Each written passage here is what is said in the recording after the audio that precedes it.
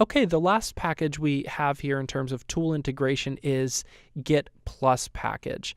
And we'll look at Git more later on. Like all these tools, like I said, we're working with code editors, but when we extend it, then we introduce a new tool, and then we've got to understand how that new tool works. And so we're getting a little bit ahead of ourselves showing all of these different packages and what they could do without having talked about Git in depth. So this is another one of those that we'll circle back with and play with later when we get into Git.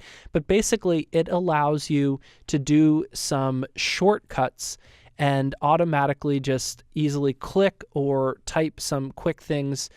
Here we go, like git add all, instead of the actual command prompts. And then you could set key bindings to do this automatically. So it may be something where you'd rather not type it all in the command line, or you like the command line, but you just want to come up with some keyboard shortcuts, which are even faster.